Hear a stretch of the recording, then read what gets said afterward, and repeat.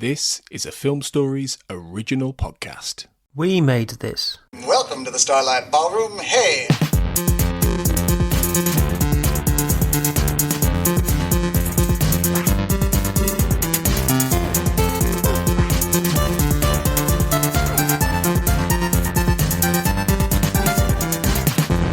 Hello and welcome to Crime Unravelers, the podcast about Crime Traveller here on the We Made This podcast network.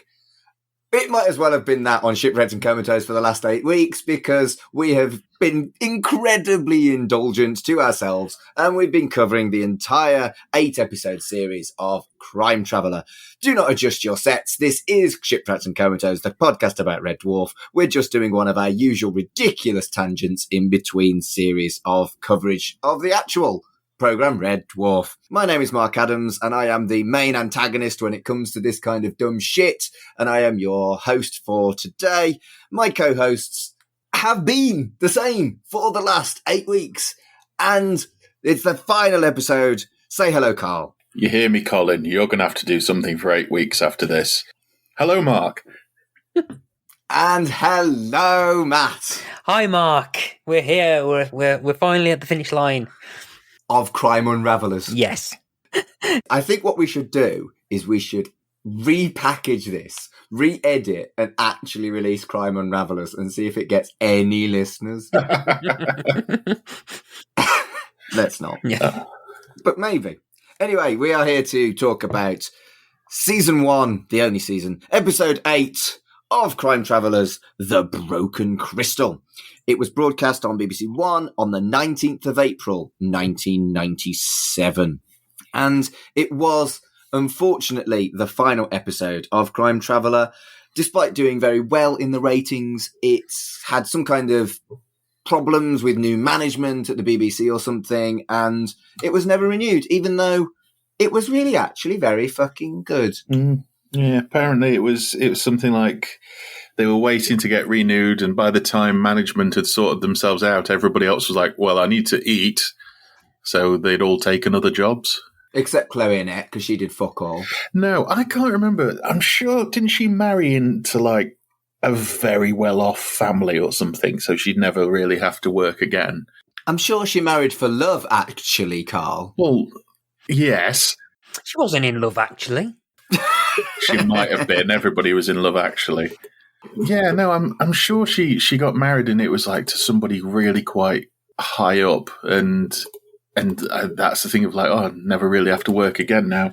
Keep talking, I'm going to look. It was actually Alec McKinlay, the manager for the rock groups Oasis and Crowded House. Oh, so yeah, I mean, everybody knows more Crowded House songs than you think. So yeah, I can imagine that's. Mind you, she only really stopped acting 8 years ago. Yeah. We can mourn the loss of Chloe Annett because she's not dead, Mark. And we have no, but the loss of her acting prowess on the British telly scene. I know what I meant, but you're right. It did sound like she was dead. She's not dead. I'm glad she's not dead. And I would love to have her as a guest on this podcast. But it doesn't sound like we're likely to because she may not even have a fucking agent anymore. Yeah, it's a shame. It really is. Come on our podcast, Chloe. We think you're brilliant. Almost every fucking episode where you're in the thing we're watching, we say you're brilliant. Because you are. Mm-hmm. Be on our podcast. Please. We love you. And he doesn't say that to many women. I don't. Shall we talk about the Broken Crystal? Yes.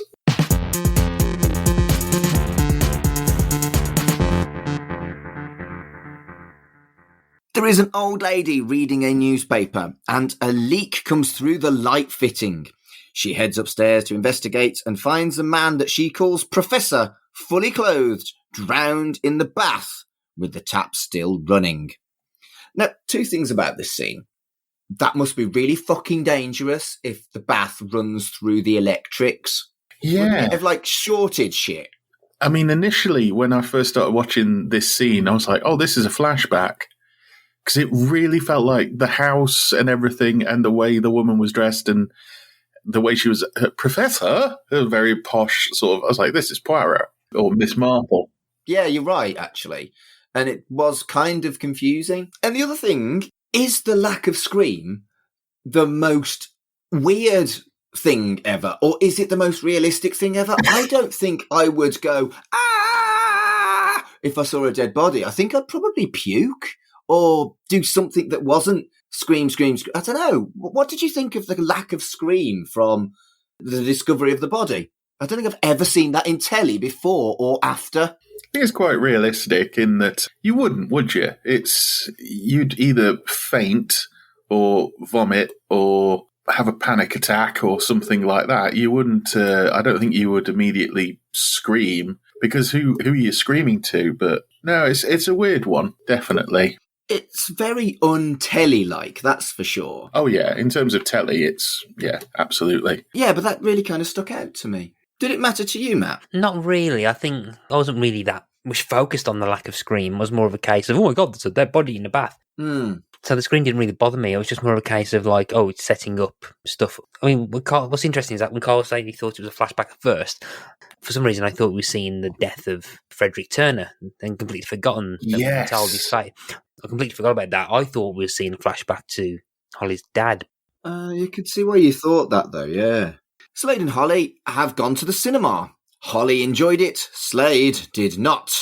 They went to see Les Enfants de Paradis, which was a film that Holly had already seen on a first date with somebody else. And then they head to hers for coffee. Yeah, it's weird because where I work I work for an independent cinema at the moment. In random coincidence, we have just shown Les Enfants Paradis, and I missed it. Which is annoying, because then I could have gone, it is actually quite a good film, but I missed it completely. But it was just, when I watched it, it was like, that is a very random coincidence that-that's the case. I mean, if this was Crime Unravelers, we could have watched Les Enfants de Paradis as a special. Spin-off inside a spin-off. I know, right? And I do love a special. It's slightly annoying because I went to just quickly Google, because we brought up Buffy last episode. There's an episode of Buffy where Angel and Buffy leave watching a French film, and for some reason I thought it was the same one, but it's not. What is it in Buffy? Is it Manon Dessau? The Banquet d'Amelia. It's, yeah. Never heard of it. Yeah. I mean, it's a fictional film, but I think the idea, I think they accidentally went and watched an erotic French film rather than a French comedy, which they saw. But yeah. To be fair, the only French film I could tell you of, other than Asterix films, is Jean de Florette. Not seen that one. But Amélie? Was Amélie French? Yeah. Okay. A very long engagement's very good as well. That's the same director and star of Amélie. There you go. The French actually did cinema that wasn't Jean de Florette. Who knew? Anyway, a guy calls out Holly's name and then gets brutally, deliberately murdered in a hit and run. He dies in Holly's arms, but she doesn't recognise him. That's incredibly fucking traumatic. Yeah, it's strange that we saw like a quick, well, not even a quick flash, a very deliberate thing of what the front of the car looked like with the symbol on it. And that doesn't really come in again at all, does it? It's really odd. No, it shows up again. Does it? Yeah. Okay, must have missed that, but yeah, it's weird because it's same as in the previous episode with the pyrite and that not coming up again. I thought this was another thing of like super red herrings. I don't think there's that many red herrings in the series overall, really, because it's quite fast-paced, particularly for the 90s. It's very fast-paced. Absolutely. They head straight to the machine to investigate, and Slade wants to save his life. The machine disrupts the police cars nearby, and it only gives them 3 minutes when they attempt to time travel back in time. Holly says that she could solve this issue with more money for research. Slade says that they could travel again, but Holly says that once you've attempted it like this, it can't be done again. She then discovers that a part is broken and it's far too expensive to repair. Something called the electromagnetic crystal has cracked. It looks like a lava lamp. It is a lava lamp. It's a lava lamp. It's a prop. Let's be kind. It's a prop that looks like a lava lamp because it's probably a lava lamp. Yeah. And as well as the lava lamp, the crystal cracked. It made me think of the Skeksis. Because that's a classic line from the Dark Crystal, isn't it? Oh, yeah. Oh, it's been a long time since I watched The Dark Crystal. I fucking love The Dark Crystal. I've never watched it. What? Get it watched. I said I've never watched The Dark Crystal, Mark. What? I've said I never watched The Dark Crystal, Mark. What is it? No, watch The Dark fucking Crystal. That's what you search for it or on streaming services, Matt. The Dark fucking Crystal. It's nearly as good as Labyrinth. It's that good. I've not watched Labyrinth. Ooh. Oh, get in the sea. I can't swim. What's wrong with you? A lot of things. Well, right, watch Labyrinth and then watch The Dark Crystal. Labyrinth's the greatest film of all time. I watch it like every other month. And not just for David Bowie's package, before you say it, Carl. No, I wasn't going to say it at all. Yeah, you were. Yes, I was. At the headquarters, the man is revealed as Professor Nigel Chapman by Grisham. Holly actually recognises the name even though she didn't recognise him, because she's read some of his articles. He was working at a place called Webb Biotech, and there's been other scientists' death from there recently, including Ron Hayward, who is the guy in the bath. Holly also knew of Hayward. Grisham sends Morris and Nikki to investigate Hayward, and Slade and Holly to Webb Biotech. Ding-a-ling-a-ling-a-ling. Holly has got a vested interest in this. She should not have been involved in the case. True. Is it called vested interest? Yeah. I thought it was conflict. Yeah, conflict of interest. What police force is this? They've got guns, confliction of interest all over the place. This is the second time Holly's been involved in a case she shouldn't have fucking been involved in. I like this juxtaposition, though, because it almost feels like she's being Slade. Yes, he is being personal about it because he doesn't like the guy. But as we'll find in the episode, he's right. It's that thing of like, well, this guy's the most suspicious, and it turns out it is him in the end. But yeah, he's on it. But yeah, he's got a thing. But Holly's just completely almost taken leave of her senses. Yeah, it is almost like a role reversal. You're right. So at Webb Biotech, Holly is recognised by Stephen Marlowe, the technical director. It's revealed that they dated, and he was the one that they went to see Les Enfants de Paradis together. Dun, dun, dun. What are the chances? Zut alors! Are there any Munter shippers in this? Not in this house. Munter. Munter. Fuck's sake. Slunter is what we're at. Yeah. As we don't want any munters. This is something I wanted to raise about this episode. Is this actor, is it Christopher Villiers or Villas, or I think it's Villiers? He's one of those guys who, especially in the 90s, made his name, I think, because he does good bastard. You don't know where you know him from. You know you've seen him before, but you know the second you see him, he's a prick. You know what I mean? As soon as he walks on, it's just like, he's a bastard. Yeah, it's just like kind of resonates bell end, but you can't quite put your finger on why. Yeah. You're just waiting to see what he does that confirms your prediction that he's going to be a bastard. Mm. He's in a very good episode it's a very early episode, but it's a very good episode of Midsummer Murders. He lives in a caravan and the caravan gets set on fire. And he does a whole like monologue as it's burning down around him, leaning against the windows, shouting to someone, going, "Why us? No, Lord God, help us!" It's so bad. It's really bad overacting. Oh dear. So Marlowe doesn't know about Chapman, but he takes them to go and see Sebastian Webb. He runs the company. Webb is unsympathetic and quite grumpy. Quite. Mm. Okay, very. It's interesting that the actor who plays the boss really must have just been given one bit of direction: is you're angry at everyone. Yeah. Yeah, and he really is. He really is annoyed all the way through. It's great. Yeah. Slade asks, what do the company actually do? And Marlowe hits him with a load of random technobabble. Radiation and speed of light research is basically what I got from it. And Slade asks to look at it. Webb says that it was expensive with no results. Grumpy, grumpy, grumpy. I quite like that already. You can sense the big dick energy from Slade, and he tries to kind of assert his own dominance in a certain way. So Marlowe's picked up this like kind of vibe from Slade and Holly, and tries to be over intelligent by doing a load of gobbledygook that you'll probably think that Slade doesn't know. To be fair, he doesn't know. And then so like Slade just so basically Slade goes, "Oh yeah," and that is, and you can see that Holly kind of tries to go layman's terms, but I think even Marlowe goes, "Oh yeah, it's tough. It's tough to explain to a layman."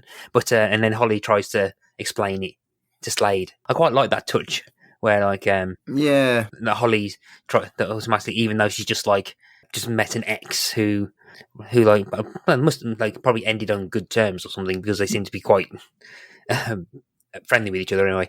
He's still trying to like put Slade at ease. You know, I don't think Slade being Slade doesn't feel as threatened as I think Marlowe assumes he'll be after doing this like massive like intellectual thing, because well, Slade is Slade. Yeah. Slade's got a Slade. Yeah. It's true. According to Holly, the lab is fantastic. The synchrotron, or whatever she said, hasn't got far. What's a synchrotron? It synchtrons.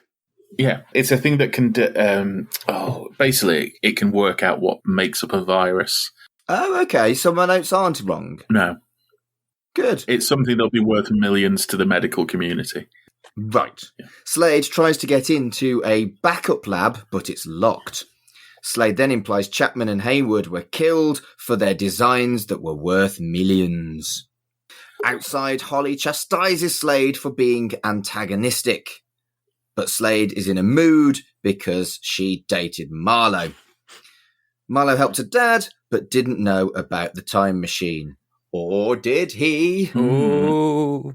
At this point, it's probably worth just mentioning, I think, as we get into more of this episode, I think this has kind of finale energy to it already. So you've got... I'd agree. Yeah, so you've got kind of like the threat to the premise. The time machine's broken. Crap, like, okay, there's no time machine. There's no time travel in this episode. The time machine's broken.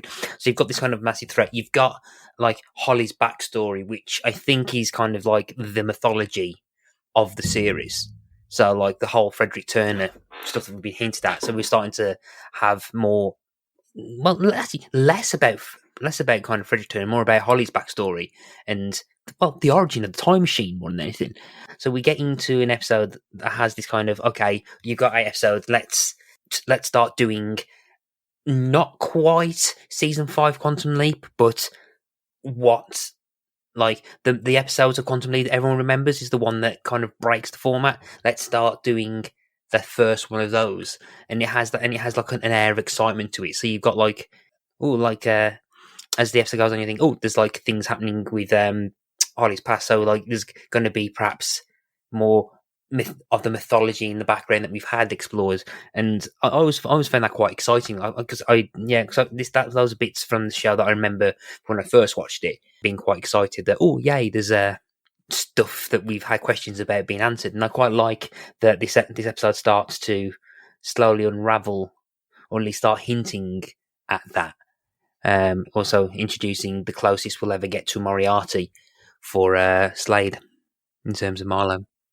I'd agree with that, and I think we've touched on this already, that they were seemingly quite confident that they would get a second series, and there was a lot of seeds planted and a lot of kind of we want to expand this out vibes about this episode. Yeah. And yeah, I've said it already, but what a shame. What a shame. Did either of you watch True Calling? Yes. Yeah. No, but I know what it is. Yeah. Basically, when Jason Priestley turns up, the show goes from being a bit, let's just watch Elijah Dushku's in it, to, okay, there's something here. And then they decide to do season 2, cut it after 6 episodes, and then gut it when it started getting really good. And even though that happened like 6 years after this, that's scary to think that True Calling is about 6 or 7 years after this, because I'm pretty sure it was 2003. This episode reminded me so much of the Jason Priestley episodes of that series. Yeah, I think the comparison to Quantum Leap was kind of accurate as well, in as much as there were a few cases that needed to be solved, but they were almost self-contained, very similar to jumping into a random person. Yeah. But then there were those episodes of Quantum Leap where it felt almost like a different program because it wasn't Monster of the Weeky. And yeah, this felt like it was sowing some seeds to have some episodes like that. But I will question the most memorable episodes of Quantum Leap. And I'll say you're right, almost, except for the episode where he jumped into a monkey and did a spin kick. Yeah. Because that's the most memorable episode of Quantum Leap. When he jumped into a monkey. True. And he was in a nappy for the whole fucking episode. Scott Bakula with his top off, pretending to be a monkey, is one of the most... Moving on. At HQ, Morris hasn't got much on Hayward. Slade tells Grisham that Marlowe should be a suspect, and Holly protests. Grisham agrees to put a tail onto Marlowe. Unfortunately, it's Morris. Slade is put onto Hayward. Holly is angry with Slade and says he's made it personal. And he says she has too. That's petulant. And then Slade leaves and Holly answers a call from Marlowe. Ooh, Marlowe, Moriarty. Ooh. I like the actor, I like the performance, but yeah, he's messing with my shipping. He's breaking up Slunter, and I don't like it. I mean, we all ship Slunter. Yeah, I mean, it's like you said, it's got that finale feeling, like the machine's broken. He's been brought in as a possible sort of supervillain, and Holly and Slade appear to be on the outs as well. Yeah, it's a threat to the time machine and a threat to their friendship/relationship, isn't it? Yeah, definitely. And I almost wanted Slade to be wrong here because it's so obvious that Marlowe is the baddie. Yeah. It works and it's good, etc. But it feels like pull my finger, you know what's going to happen, you know? Yeah. It's like I said, as soon as you see that guy, you just go, bastard. Yeah. But I think that's kind of what they wanted. I think in this series, it's just that thing of how are they going to get back to the status quo by the end of it, or, you know, what's it going to be after this has come. But I don't think it's one of those things where you don't feel like there's any doubt that either of them aren't going to make it, or they're going to be completely separated by the end of the series, because maybe at this point they kind of thought, just in case we don't come back, we really need to tie it up in a nice bow. Which it does get tied up in a fairly nice bow. It's just that sad that is the actual end. But I think a lot of series at the time were doing that because it's like, right, we might not come back. They do it now. It's like, we might not come back. I mean, a famous example is Supernatural after series 5 said, right, that's great. We've wrapped it up. And it had the last episode of season 5 was supposed to be the end. And then the network went, well, we'd quite like to come back. And they came back for another 10 seasons. Wow. Yeah, Supernatural, I watched the first few episodes and couldn't get on with it, which is kind of a shame. It's good. At the Haywoods, Slade has a look around with Nikki. Mrs. Beavis, the no-scream lady, says that he was nervous the week before his death. She also says he broke his routine, and Marlowe questioned him a lot. Mrs. Beavis just made me think, And it just for a few seconds, it took me out of the whole thing. This would have been about the same time as Beavis and Butthead as well, wouldn't it? So it's not, they can't even claim, like this, again, this is like a reference, but it's a massive reference. But back in the day, there's an episode of Mork and Mindy that they can't play these days, especially in the UK, because one of the characters' last name is Wanker. It's like Harold Wanker or something like that, and spell Wanker. And so it's just like, well, we can never play that episode. Holly has dinner with Marlowe. They've not seen each other for 5 years. Slade arrives and joins them, and he wants to ask Marlowe some questions. Marlowe says he questioned Hayward as he was worried he'd been headhunted, and he was nowhere near when Hayward was killed. A newspaper seller is his alibi, and he also spoke to a policeman.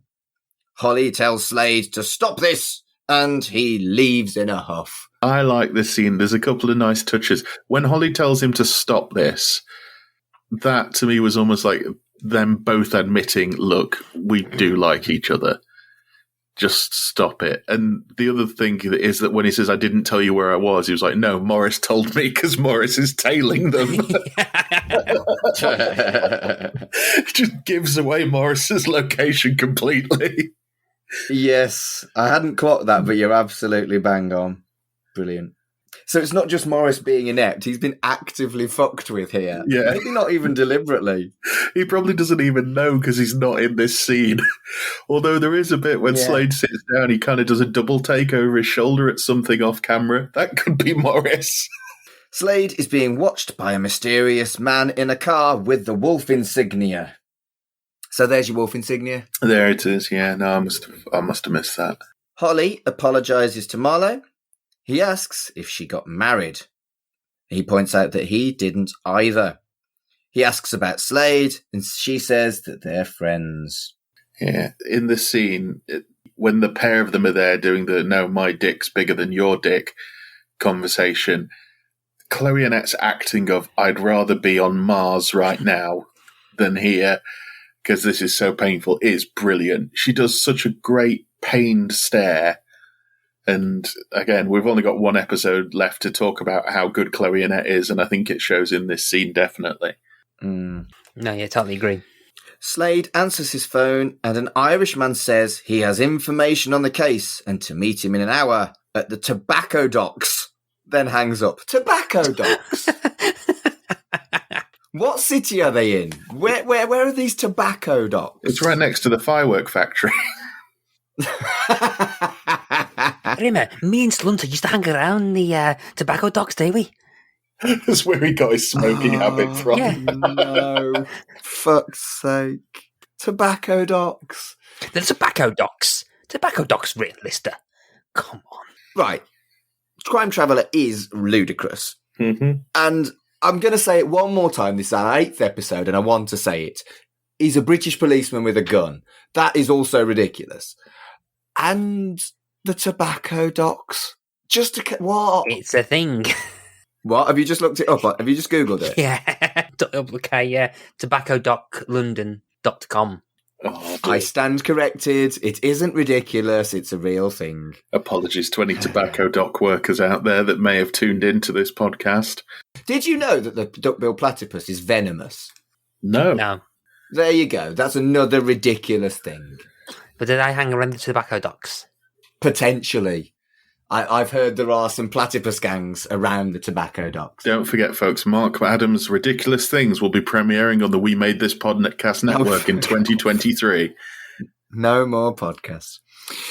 Marlowe asks Holly to work at Webb Biotech. He speculates that she's continued her dad's work and confesses he still has feelings for her. Dun, dun, dun. At the docks, Slade is looking for his contact, and there's a guy in a hat and raincoat with a gun watching him. He aims and fires, but misses. Slade shoots back and hits because of the incredible amount of training that British policemen have with guns. The guy escapes in the wolf car. This assailant obviously has time travelled in from a Humphrey Bogart movie. There's a silhouette of him, and you see the raincoat and the hat and the gun. It's like, come on. I need to make a note because this is an example of something which I definitely need to remember to make reference when the show references it later, which about the gunshot. But there's a nice piece of setup here. This reminds me of Ed Bye talking about Series 7 of Red Dwarf, in that we could have done this anywhere, but we have this location, so we want to use it. And I feel like that's what they've done here. Because it's there's candles all over the place and everything.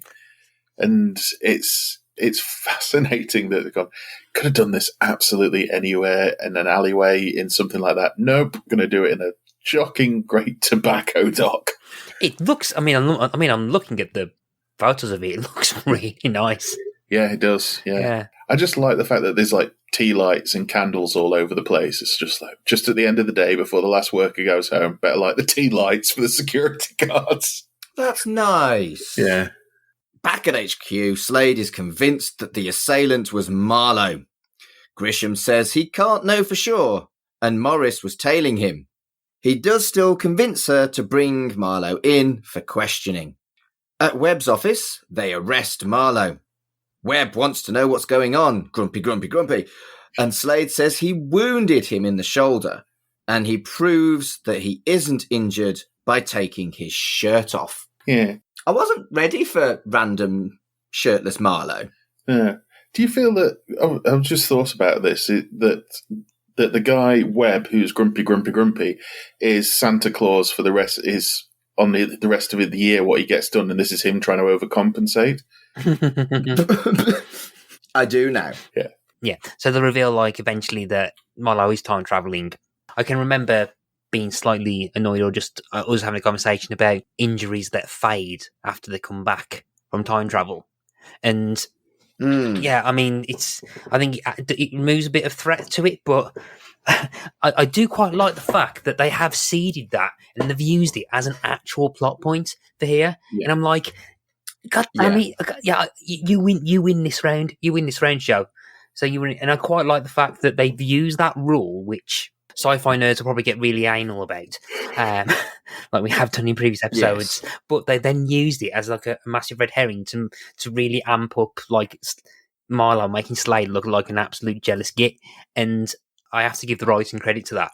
I like how they use something set up in a previous episode. And they don't effectively just don't suddenly have lazy writing going, oh, this is just like the time you got injured, Slade. And they don't say that, but they have established that happens. Yeah, considering that this is like a primetime Saturday evening show on the BBC, you wouldn't actually expect them, in the 90s anyway, to have the lore and the continuity that deep. They'll just go, you kind of almost expect them to go, time travel, innit? Which Doctor Who has done a few times.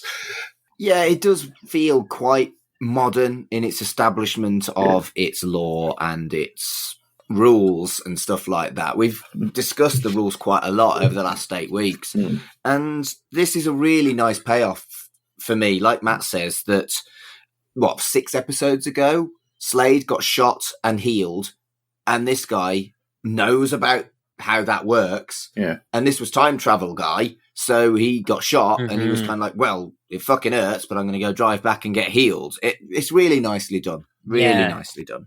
Adding to the whole Moriarty aspect of, okay, someone knows how to use the time machine. I think when you think about it, Marlowe is kind of like a hybrid of Holly and Slade, where you've got Slade's kind of intuition and ability to improvise mixed in with Holly's understanding how the science works. He's the anti-slunter. Yeah. So the anti-slunter is arrested, and Slade points out to Grisham that he could have worn a vest and doesn't have an alibi. The check on Marlowe is back, and he's been ID'd by people who exonerate him from both of the murders. This just reminds me of the scene in Hot Fuzz where Timothy Dalton's on the security camera holding up a copy of the paper and smiling and stuff like that. It's just sort of, I went to speak to this person and I spoke to a policeman. I couldn't have picked 2 more blatant people to go and talk to prove where I was. There's a really nice moment as well where it's very kind of subtle and you can kind of miss it. But there's a couple of moments where it seems like Morris is Team Slade and he's also really not liking Marlowe, because the bit where they kind of drag him in and he goes, "Why am I here?" And then Morris is like, "Well, we like bringing you here." and I quite like, and I think there's like a through line throughout the episode where it seems Morris is actually also dislikes Marlowe and he's kind of pro Slade, and I do quite like that. In the interrogation room, Nikki is formally running it, and Slade and Grisham enter. Marlowe protests again, but Slade asks to prove where he was at the time of the shooting. He was with Holly. Holly confirms it. Grisham apologizes, but Marlowe rejects it and says that they'll hear from his lawyers. Grisham calls Slade a walking disaster. How dare he? It's all going to shit, guys. Yep. It's all careering towards just crap town. And I think perhaps, even though I think Slade, we know that Slade will probably end up being right, so I think this is probably the first kind of real time where we've had nearly Slade kind of question his own ability to kind of almost have a Sherlock Holmes like level of deduction and to read a room and stuff. And I mean, we know he's right. I mean, eventually we'll find out that his initial reading of Marlowe's right, but I don't, and I think because this episode is very compacted with a lot of stuff, I don't think we have enough time for kind of Michael French to really embrace the idea that Slade is actually looks quite desperate. There's a moment in that office as soon as Marlowe goes where Michael French plays Slade like he's almost lost and he doesn't know what to do, and this is something we don't really see that much in the series. Like Slade always seems to have a plan, or he's got like a MacGyver-esque kind of ability to improvise himself out of situations, or has a plan, or thinks on his feet a lot. And it's a shame we don't have a bit more of crap. What have I got to do, Slade? Because it's amping up this is a bigger threat than he's faced before, and it's quite nice to kind of see Michael French do that very briefly and carrying on the tension and kind of like whole mystery around it. It's just really good. Yeah, it's watching this back. So the acting is actually quite underrated, especially from French and I nearly said Saunders, French and Annett. But even then, even like Sue Johnston, in the little bits she has in this episode, it's not a very sort of heavy Grisham episode, but the bits she does have, she's chewing scenery. Like when she's mad at Slade, she is seething. You can just see it. It's really good. Yeah, and I think this episode in itself kind of could have been a two-parter. It almost feels like with everything that's going on and the stakes getting as high as they are, there could be some kind of cliffhanger and almost a two-parter. I'm glad they didn't, because that would have meant it would have ended on a cliffhanger. Or they'd have had to have cut the last episode that we watched, the lottery one, which I really fucking liked. So I'm glad it didn't happen. Anyway, Holly asks Marlowe to drop the lawyer thing, but he refuses. In desperation, she offers to take him up on his offer for a job and says he needs to see something at her flat. Oh, Holly. No. That's not wise. No, Holly, what are you doing? It would be funny if it was just sex. Shall we see? Yeah. A bit of Munter. At Holly's place, Danny recognises Marlowe. Even Danny's turning on Slade. Awful. Danny, how could you? Holly shows Marlowe the machine, and they discuss her work and that the crystal is cracked. He offers to help her to get what she needs. He calls her a genius and then forcefully kisses her. Yeah. So, here's the thing. 90s ick is, in my head at least, characters that we're supposed to like doing bad shit. This character is a thoroughly unpleasant dickhead. He does turn out to be the main antagonist and was probably going to reappear in series 2 as some kind of evil. Yeah, I've got no problem with this forceful kiss at all. He's a bit rapey because the character is a bit rapey and a massive douchebag. Yeah. This isn't 90s ick to me. It just wasn't very pleasant to watch. No, it's not. And it's very apparent that Holly is trying to get him off her as well. And at the end of it, he smiles like he's in love. It's very... Ugh. So, I've mentioned before I do a Chucky podcast. There's some really, really nasty, rapey shit in that. But that is by completely and utterly unredeemable characters. And that is aimed at adults. Whereas this is kind of aimed at kids. This is a family show. And this guy has essentially, well, yeah, he has. He sexually assaulted her. He's kissed her when she didn't want to. He's a bad guy. But I think you wouldn't see this in family entertainment now. I think it would. Oh, would you? I don't know. What do you think? I think this is feels wrong to say this, the family-friendly version of sexual assault, and I don't like that term I've used, but I can't think of another way of saying it. I think there's certain levels of uncomfortability, and uncomfortability is that even a word? Certain levels of getting a certain character trait across, and yes, And I think this is probably the right level of showcasing how much of a kind of like creepy dick that Milo is. Mm. And I think in terms of establishing kind of how bad a character is, I think it's fine. I mean, again, not fine in the actual act. I mean, as in the fine, as in showing that a character is capable of that. And I think this is. I know what I'm trying to say, but it's the kind of the acceptable pre-Watershed level of evil. Yeah. Yeah, and I think it does mean that he is immediately irredeemable. Mm-hmm. And that's important, that this character doesn't show any positive traits subsequently. He becomes murderous, he becomes kind of psychotic, and therefore I actually don't have a problem with it. I still didn't enjoy watching it, though. No, it's uncomfortable to watch, but this is the turning point, if you will, of, yes, you could almost say when, in the build-up to it, it's like, oh, it's almost too obvious he's the baddie. And then when he does this, it's like, no, he's the baddie. Yeah, exactly that. Back at HQ, Slade is sassed by Morris, and Nikki tries to comfort him really badly. Morris says his car went crazy when he went to watch Marlowe, and suddenly Slade is suspicious. He looks for Holly, but she's not there. And I say suddenly, he just becomes more suspicious of a different thing. Yeah. Holly and Marlowe get into a car together. Slade has realised that two places at once means that Marlowe has time travelled. A random officer overheard Holly and Marlowe and tell Slade they went back to her place so she could show him something. Whoa, Mark. Random officer. That's Frank. How could you, Mark? Was that Frank? Yes. Yeah. What else has Frank done? Remind me. I've slept since I watched this. He's the guy who looks after the office and the jail cells. He's basically done something nearly every episode. Has he? Yeah. Is he more important than Charlie? Yes. Yeah. Oh. All right. Frank tells him blah, blah, blah. Slade heads off. There we go. I corrected myself. This is Frank erasure and I will not stand for it. Yeah. I love a bit of erasure. Oh, that Andy Bell in the 80s in his white T-shirts. Oh. Anyway. Holy. Slade arrives at Holly's and Danny tells him that they headed off an hour ago.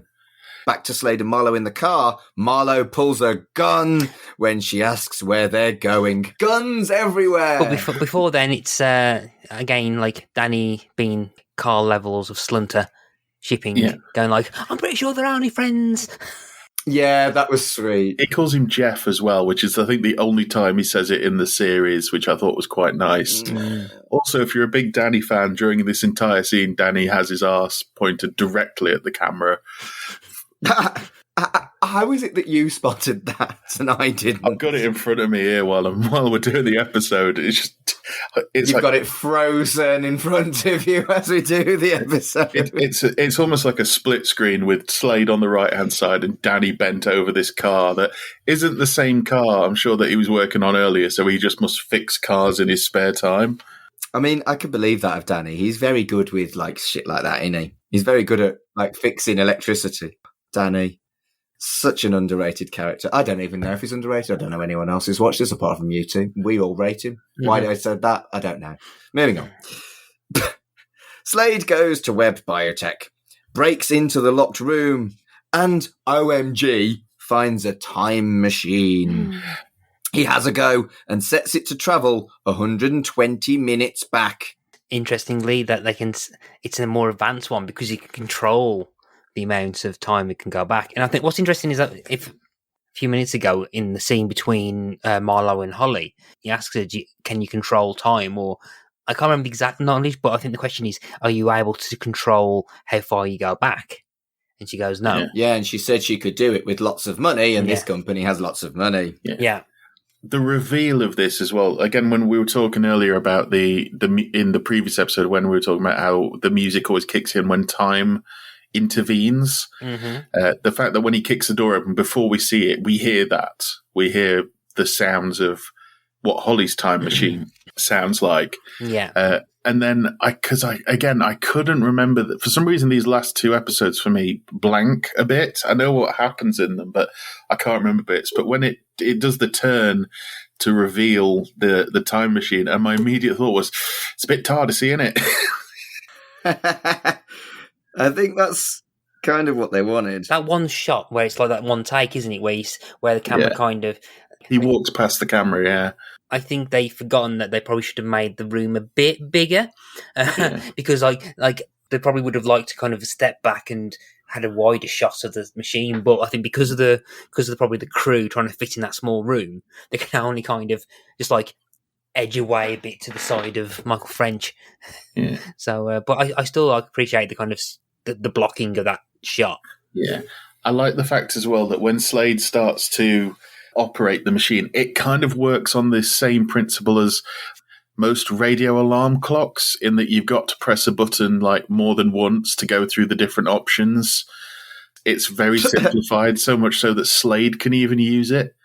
And he doesn't have to have all the doors shut in the room, because the doors he kicked open are open behind him when the things are there. So that doesn't matter, which is quite interesting. I think that's the...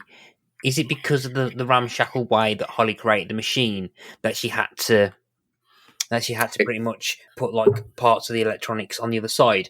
And I think as a safety measure, the doors shut to connect. I think that's what it is, yeah, to make the circuit. Yeah. I can imagine there must have been a lengthy meeting about, right, what the light's going to look like for when it does it, to make it look different from the other one. And the answer is it looks like one of those spirograph things. But with lights.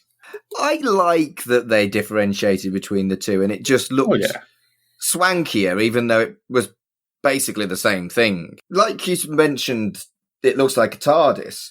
The Master's TARDIS looked swankier than the Doctor's, but the Doctor's was more characterful. Characterful isn't a word, you know what I mean? There is no car, because he went back in time. Lovely touch. Yeah, very good. So he steals a random BMW, because good guy! And he then heads back to Holly's to see them leave, and he tails them. He gets blocked by a van and loses them. Did you see what's on the side of that van? I did, yeah. Yes. Mark, did you? I probably did, but go on. Carl, do you want to reveal it? It says time is running out. Really? Yeah. Good. The thing I like about this is you get to re-see part of the scene where Holly gets the gun pulled on her. And the thing that kind of makes me chuckle about it is, it's only occurred to me like, this was before car rigs for cameras. Because it is blatantly the camera's on somebody's lap in the passenger seat. Yes. It bobs up and down and all sorts. Yeah. That's just from a technical standpoint, just me going, oh yeah, no car rigs yet. Or they couldn't afford one. So at an out-of-town facility, Marlowe takes her inside at gunpoint. He wants the Discovery to go to him, not her. He zip-ties her hands and admits he time-travelled to murder Chapman and Hayward. He puts her in a giant scientifical freezer and zip-ties her to a pipe. She'll die in a few minutes. He leaves and drives off in full Bond villain style, not watching the death. Yeah, I like the fact he explains what it is as well. They put it in there to destroy any virus samples or to keep them preserved, one of the two, but basically humans won't survive in it. And I do like the fact he explains it a bit before he does it. The problem is, as much as they clearly wanted a Bond villain, he had a gun. He could have just took her in there, shot her, and put her in the freezer. I think he does say, though, he doesn't want to shoot her. He just says he just wants to put her to sleep. Because he says that's like, I think he's incapable of shooting her. So he goes, this is like the more humane, peaceful, less painful way. Because I think he doesn't want to cause her pain. Doesn't he say he's too fond of her to shoot her? Yeah. Yeah. Which, when you've got to this point, you may as well just kill them, rather than, well, I still fancy you, so rather than shoot you, I'm going to tie you to this thing and freeze you to death because it's more humane. It's just very kind of Bond villainy, isn't it? And I guess in the 90s there was a lot of Bond villainy type shit. Slade sees him zoom off and heads to where he came from. He enters the facility but can't get into the freezer. He smashes his way in with a fire extinguisher and saves her because he is the hero. Yay! I do like that he found where she was due to the flashing red lights that are all throughout the facility. Just this row of lights that leads straight to the door. I also like the fact that in between all of what we've just spoken about, it does keep cutting back to Slade driving around and looking concerned. And it does make me wonder how much footage there is of Michael French trying to pull as many, what am I going to do, faces. And at one point, he must hit a bump because the camera bounces and it actually like cuts him off. The camera cuts off like up to his nose, which in a TV show today they would never have left in. But they must have just gone, just leave it in because we can't get a smooth shot on this. She works out that he's time travelled and he confirms it, that he used Marlowe's machine that was made by Chapman and Haywood. They get into the car and they work out that he shot Marlowe when he was time travelling. They only have 12 minutes to get Slade back to the machine. Yeah, I do like that in talking about old technologies we did in the previous episode, whereas Holly's machine is a watch, Marlowe's machine is a pager. I mean, it was a watch that looked like a Pop's watch. Yeah. And then a sort of, it does feel desperately 90s, doesn't it? Yeah. It's great, and I love in a it. good way. I do like the little touch of how he gets her, when he gets her into the car, he immediately goes into the back and gets a blanket and covers her. That's a nice touch, I thought. How does he know there's a blanket in the boot if he was in his car? It's the 90s. I'm guessing everybody, was paying attention. I'm guessing there was an advert or something that's like, oh, remember to have this in your car and stuff like this. And okay, good. Yeah. Webb is on the phone complaining about Slade to Grisham. She says she'll come over and deal with it personally. Slade! It's the last Slade, and part of me feels like Sue Johnston knew that they weren't coming back. So she had to do one last really good one. And does it zoom in slowly before she does it as well? It kind of loses all pretense of it being like normal conversation. It's a proper, but like she could have almost turned to the camera and winked and put a thumb up. And that's canon. Yeah. I do like as well that when Webb is ranting on the phone, she's stood at the other end and she's holding it away from her own head. She's just not listening. Oh, and she shakes the fist when she says Slade. It's such a good moment. She does. Dear. Slade and Holly are back at Webb Biotech to get back to the machine. Marlowe prevents their entry by barring the door with a gun. He wants Slade to be in a loop of infinity. He offers to Holly that she can come with him.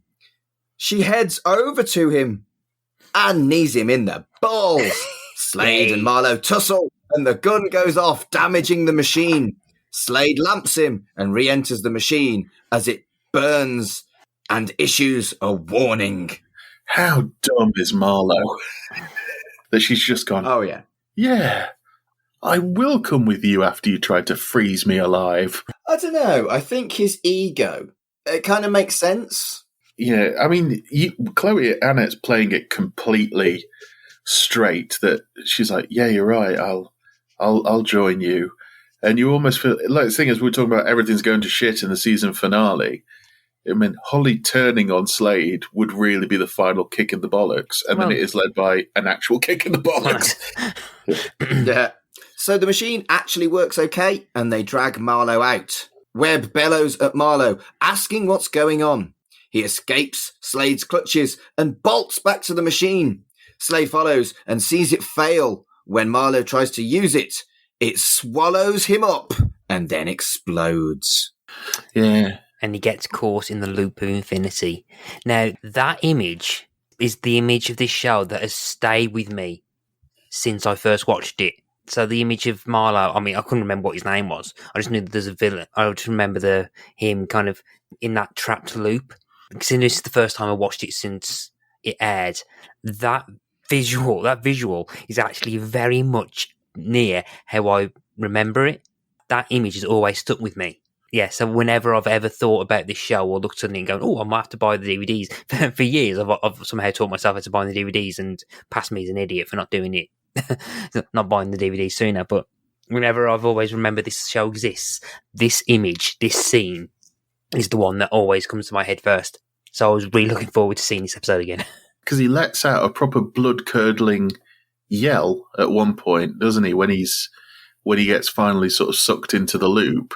And this really sticks in my brain as well. I remember it going on for a bit long, the loop going on for a bit longer, that he turns around and starts walking back towards Slade. And it's not a bad effect for 90s television as well. You can see the green screen kind of going around him, but then that kind of works with him getting sucked into the loop. Because, if you want to get pedantic, you're trying to figure out, hang on, how can Slade see Marlowe in that time stream? But I think, if you try and think about it too much, you're robbing of the first real visual clue of what the loop of infinity is. And then if you take it a step back, we know that Frederick Turner was trapped in a loop of infinity, but that's all we know. So we know that Frederick Turner is either trapped in a loop repeating the same 7 days up to seconds. So this is kind of like the idea of what that is. And I think as like a key visual of the mythology to kind of end on, it's, I think, a good striking image. I mean, things that I've seen online have mentioned this moment being like one of the few things people can remember, which I think sounds a bit short, but but still, I think is right. This is kind of like something we've been building up for 8 episodes for, just to see like the real threat of what happens if you don't get back in time. And I think it does it really well. And where's my series 2? Okay. I think it's quite interesting as well that Slade sees it and Holly doesn't, because all throughout the series, Slade's been very sort of cocksure and flippant about getting back, and that they've got plenty of time and this is going to be fine and this, that and the other. And then he's the one that sees what happens. I mean, Holly knows what happens because it happened to her father, but Slade seeing it, I think, is quite good in terms of it makes it a bit more real for him, that he sees what happens. Mm-hmm. And maybe in a season 2, he becomes more careful about it because he knows now what the loop of infinity actually looks like. Yeah, I think that's true. And I think this whole image could have become, in theory, if there were lots of series of this could have become basically the regeneration. Everybody knows what a regeneration looks like in Doctor Who. And I think this image is so striking that it really could have been the big thing of maybe 2 or 3 baddies get caught in a loop first and then one of the good guys get caught. Yeah, I think it's incredibly striking. And like you said, for the time, the effects are perfectly good. Yeah. And the only thing is that it's kind of sad that it's the most memorable thing, because there's so much other good stuff across the last 8 episodes. Again, going back to Quantum Leap, it's when people think Quantum Leap, they think, the evil leaper, or like the ones which kind of break the premise, or they explore the premise more. This is the part where you kind of delve into the mythology of Project Quantum Leap, or the science behind, or the behind the leaping, or the fun you can have by just tweaking. What if this? Yeah, I think it's always a bit of shame that the Quantum Leap sometimes has that kind of, not stigma, what's the word? Everyone remembers those more than the more kind of heartfelt human stories it's often explored, particularly in the first series. But then again, I do think Crime Traveller has been building up to have some kind of exploration or end on a mythological kind of reveal. So I think, I do think this is kind of like earned, and he's like, this. Yeah, you've watched 8 hours of this. Here's your kind of haunting visual to last you for 25 years. Do you think if we'd gone into more series that we'd have seen some? I kind of think that somebody eventually would come back, probably Marlowe would have actually come out of the loop of infinity, and that would actually set up we could get Holly's father back. Like, I think he would come back, and then they defeat him, and I think he would die rather than get put in prison, and then they realise if you can get out of a loop of infinity, that means that Holly's father could have got out of a loop of infinity, or they reveal that he got out of it, or he's already out of it and he's been watching over things. That would have been an interesting twist, that he's already been in one and he's got out and he's just been hiding in the shadows. That would have been interesting. I have a suspicion they may have started to perhaps expand the scope of the time machine with the introduction of biotech, because I've got a feeling that Webb would have been back.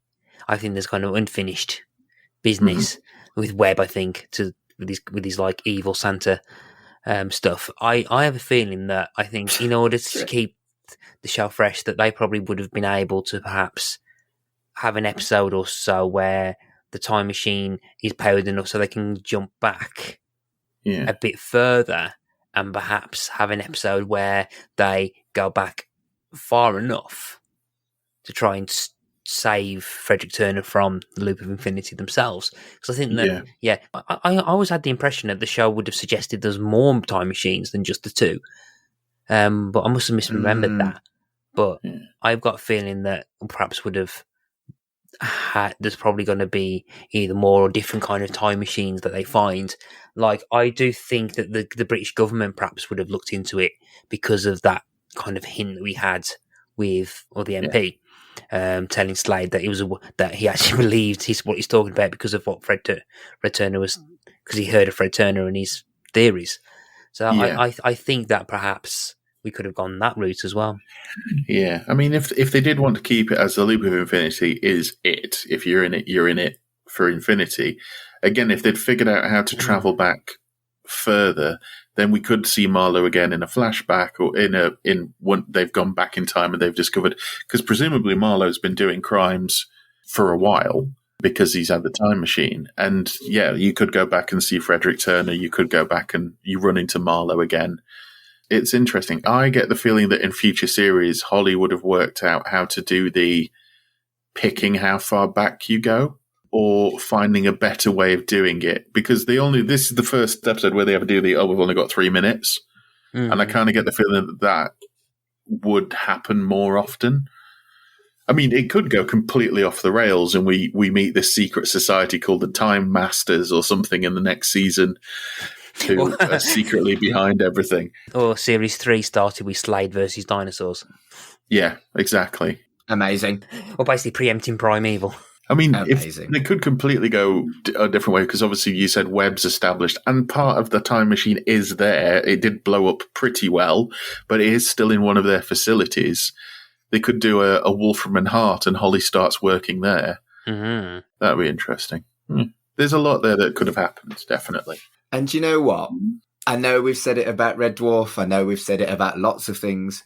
Hello, Big Finish. Please make Crime Traveller. They're not going to do that. But wouldn't it be brilliant? I am actually in a position where I could speak to somebody from Big Finish, because where I work, we hold Big Finish Day, and people from Big Finish are there. So I could possibly suggest to one of Big Finish, do you reckon that you'd ever make crime? They brought back weirder stuff. They've brought back some absolute fucking tat. Yeah. So there's no reason why they can't throw at least one series of Crime Traveller to wrap it up, or even, if it takes off. Because I can imagine there's people out there like us, Unravelers. If you're out there, Unravelers, tweet at us. Unravelers. The Unravelers. Taking us this long into this to actually call ourselves the fan base, the Unravelers. The Crime Unravelers, that's us. Yeah. You are our people. If you've listened to 8+ hours of this tat where we've talked longer than there are minutes of Crime Traveller, thank you, fellow Crime Unravelers. But we haven't quite finished this episode, Unravelers. Back at Holly's machine, they're drinking beers, and Slade asks what she's going to do. She says she still can't fix it without money. And then Slade reveals he nicked Marlowe's crystal. And then they hold hands. Ah, Slunter's a thing. Yeah. Slunter. I remember this being quite a moment where there's like that thing of like, yeah, it's a good way to wrap up the series, but also it leaves it very open-ended as to what's going to happen next. Which means Big Finish. Big Finish. Carl, go and speak to someone at Big Finish. I'll try. But yeah, the fact that the holding hands thing, and they're not even really holding hands, they're caressing a lava lamp. But, all right. I tried to kind of avoid saying caressing a lava lamp. Yeah, but they are stroking each other's hands, and I like the fact it's him holding it quite openly, and then Holly takes it and they hold hands. It's putting it in her hands, and then that's the thing. It's a lovely way to go out, definitely. But it was, again, as per routine throughout this run of episodes, it does have that thing of it fades out, but you could just put in the script and then they go at it. And this would be the best case for that actually being the case. On the time machine, probably doing more damage. Yeah. Ah, dear. So, any final thoughts from either of you of our 8-week experience of looking at Crime Traveller? Maybe Matt first. I think we need to kind of take this moment to kind of raise a drink or whatever you've got near you and just salute and pay tribute, and also mourn about the fact that we are no longer going to be experiencing the jacket. That jacket's probably been the star of the show.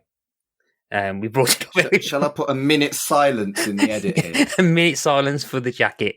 Yeah, I do think that eventually, if we end up going to Dimension Jump or a future Dimension Jump, we just need to get all 5 of us walking in like mustard jackets.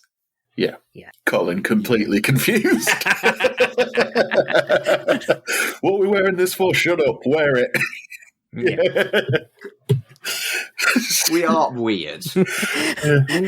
Colin's pretty weird himself, but we are weird. Yeah. We're all weird. Yeah, but I think... Why are you making me wear this? Shut up, Kurt. Wear the jacket. Yeah. Carl, have you got anything that you would like to say on the wrap-up of our journey with the Crime Traveller? I think this has been my favourite non-Red Dwarf episodes to do, without a shadow of a doubt.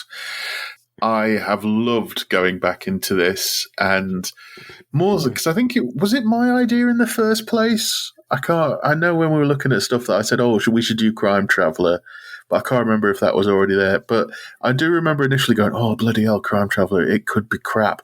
And it really hasn't been. It's been such a joy to do this. Yeah. I even went on, because I think we mentioned in previous episodes, there's crimetraveller.co.uk out there. Leanne Fridland, who's done that. There is fan fiction in there, and there's one of them which takes place immediately after this episode ends. And I did read it. And it's quite interesting in that they don't get together. Boo! Till the end of the episode. Yay, it's canon. And then at the end of the episode, they admit they love each other, and then they go at it. They start kissing, they fall into Holly's bedroom and land on the bed. They have one like pithy line between each other where I think they say, it's just you and me now. Yeah, it's just you and me. And then it fades out. But they are basically about to just go to Pound Town. Slunter. Yeah. I kind of want to, from what Carl said as well, I think, I was looking forward to kind of rewatching this, and I was very much kind of surprised at how much I enjoyed it. I was expecting it to be a bit more crap. It's definitely not in the legacy of great British drama. It's not up there with your Cracker or anything like that, but I generally did really like watching it, and every time we had a episode coming up, I was like, oh yeah, I was really looking forward to actually sitting down and watching the episodes, which I wasn't expecting to do that much. I mean, well, I knew I'd sit down and rewatch them because I had fond memories of it, but part of me was kind of worried that I had kind of nostalgia. Am I remembering something I watched 25 years ago being better than it perhaps was? And I think this is probably a concept you've spoken about in Right in the Childhood. So, Mark, I'll let you kind of expand a bit on that. But watching this, I'm like, you know what? I've genuinely really liked this. This has been like one of the favourite parts of doing Shipwrecked and Comatose has been kind of revisiting this. I've really genuinely liked it, and I'm really pissed off that there's not any more. Yeah, I'd very much agree with that. And I think any kind of nostalgia watch does have a danger factor, doesn't it? Yeah. And that was, like you said, the premise of my old podcast, Right in the Childhood.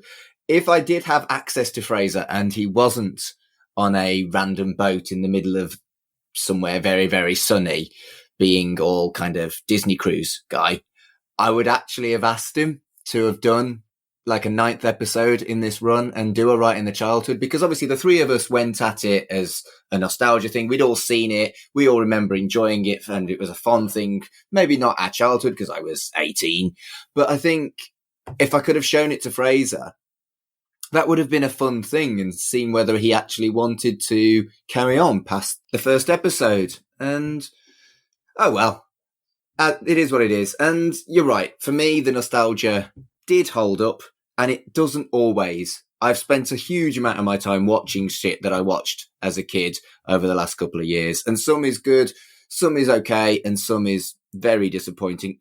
Thundercats. So, yeah, this has been loads and loads of fun, and I think, well, the fact that I said, please make more Big Finish shows you just how much I want more of this.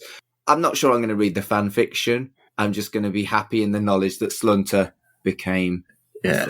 We said as well, if there are any people who have listened to all of this and are big fans of Crime Traveller, or has kind of watched this, has been listening.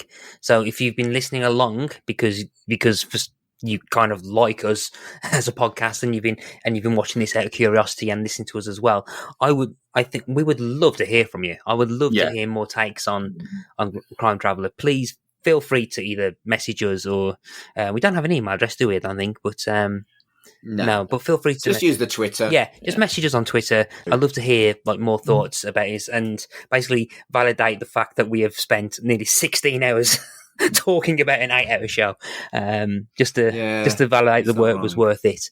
But work is a strong word. Yeah. If you enjoy your work, it's never work. Yeah.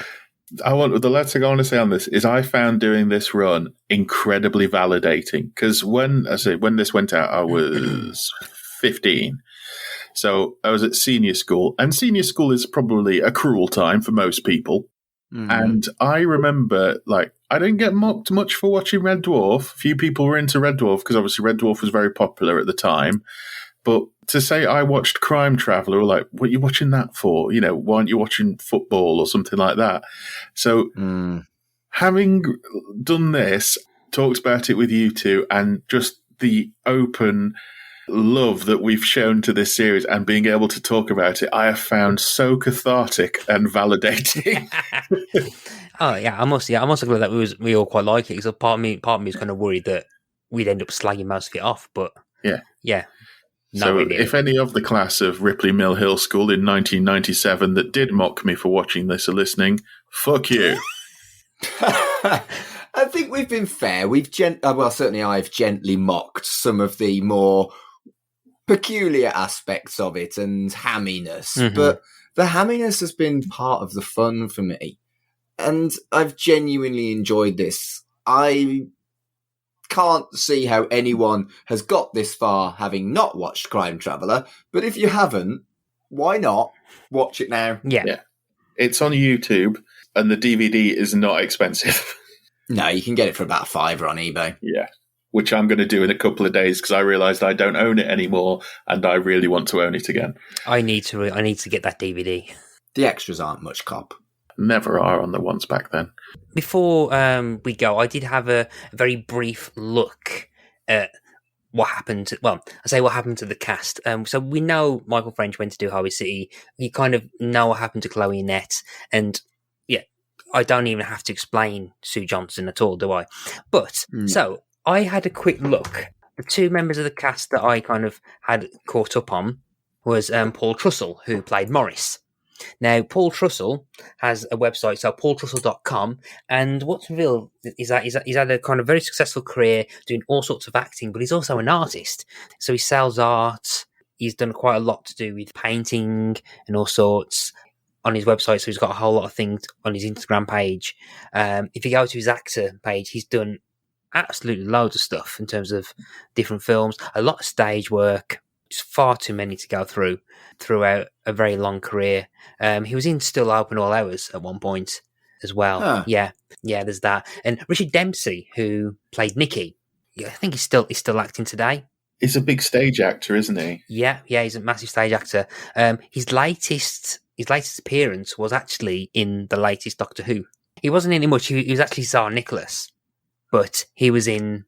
Good grief. Yeah, so he was in that as well. So yeah, he's been in quite a few things. I think he's been in a lot more stage things than anything else. Am I right in thinking that he was one of the kids in the original Lion Witch in the Wardrobe as well? Yes, he was, yeah. Yep. He was in the kids in that as well. So yeah. Yes, he was. Yeah. So I don't think we've spoken about those two as much, about what happened to them. I think Bob Goody, who played Danny in his 70s, thankfully still alive. He did a lot of writing. He's been in all sorts of kind of things post this. He was in Lock, Stock. He's been in Doctors. He's been in 4 episodes of The Bill, because who hasn't? Hotel Babylon, Crusoe. He's been in EastEnders. He's been in the production of Cider of Rosie. And but before then, apparently, he was in Flash Gordon, the 80s film. So he was in that as well. And Jack Chisit, who played Frank. Again, I think, 77 years old. He's been in all sorts of things. He was in an episode of Killing Eve. He was in Stay Flat, Friday Night Dinner for an episode. He's been in The Crown, Not Going Out, Coronation Street, Emmerdale Farm. I'm pretty sure I'm better off just listing what he hasn't been in. Yeah, so the kind of cast we've not really spoken about post the kind of big three have gone on to do kind of very interesting things. And I thought it might just be apparent just at least mention them, because I think they've been a key part of the kind of ensemble. And I think we kind of sometimes overshadow them with Chloe Annett, Michael French, and Sue Johnston. So, I mean, if anyone's interested in art, I feel free to look on Paul Trussell's page, because it's quite interesting stuff. So, so I thought I'd take a moment to kind of highlight the other members of the cast.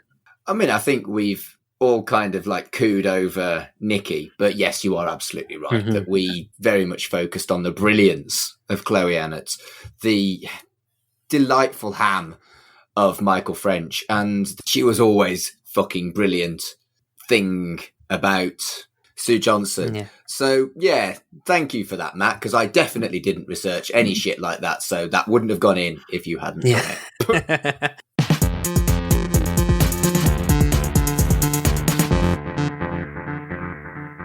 So thank you for joining us on this ridiculous tangent that's taken up the first 6th of the year here on Shipwrecked and Comatose. If you want to look for the 3 idiots that did this, Carl, where can they find you? You can find me at allmylinks.com/Mr. Carl, and it's the unabbreviated MISTER. And I should have some things up there very soon.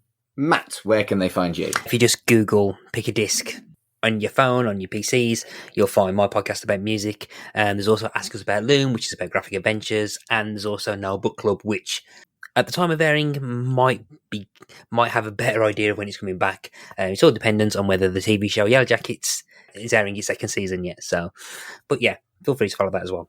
And if you're looking for me, it's at Mark Adams HC on Twitter and Instagram. And if you are interested in horror, I have a podcast about the Chucky franchise. And that's called Chucky Vision, at Chucky Vision on Twitter. All the podcasts we've talked about here, you can find by searching for them in whichever podcast provider you use. And so, after an 8-week run, thank you for joining us. And until next time, it's the last one. Let's do one all together, okay? 1, 2, 3. Damn it, Slade!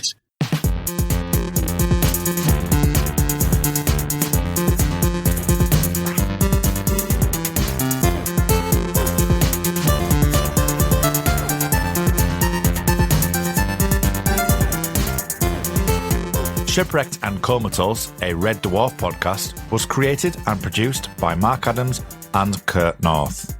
You can find us on Twitter at Red Dwarf Pod, and we are part of the We Made This Podcast network, which can be found online at wemadethispod.com or on Twitter at We Made This Pod.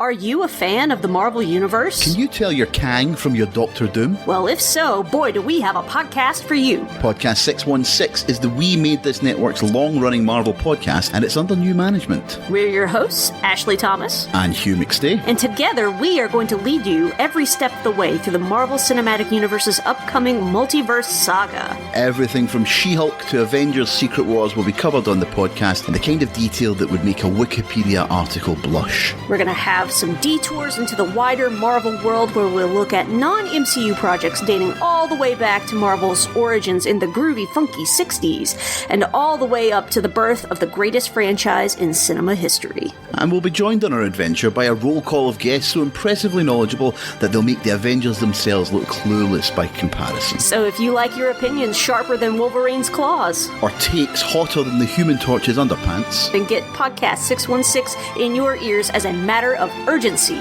You'll love it 3000. Podcast 616. Disassemble.